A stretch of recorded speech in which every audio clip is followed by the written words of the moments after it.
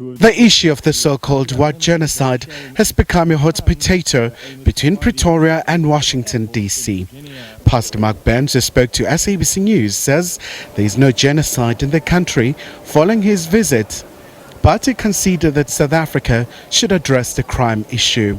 The big elephant in the room was to answer and find, is there white genocide that's happening in South Africa at the hands of black people with a black-led government? And what I find was, having spoken to many different former apartheid leaders, many different white farmers, Afrikaners in business, they were extremely shocked to discover that this was the narrative that was being played out in Washington, D.C., and that they wanted to assure me that was not happening. And just to play devil's advocate, my question was, is this government backed? Some of them were not favorable of the ANC.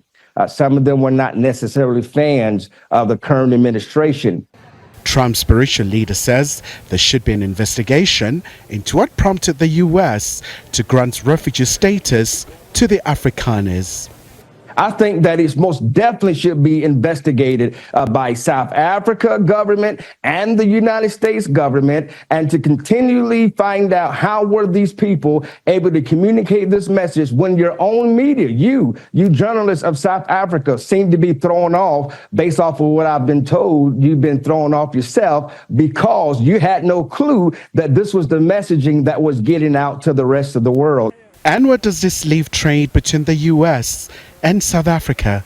It is true that our relationship has been strained. It is true under your President Zuma, who got closer and closer and closer to Russia and Vladimir Putin, that it carried over into Ramaphosa. And many believe that there's a lot of corruption that is happening with the ANC and the current administration. That is for you and your country to decide. But I believe that the relationship has been reset. My prayer is that President Trump do come to the G20, and that the key is the baton is passed from South Africa to the United States of America. Khayelihle Khumalo, SABC News, Johannesburg. Yes.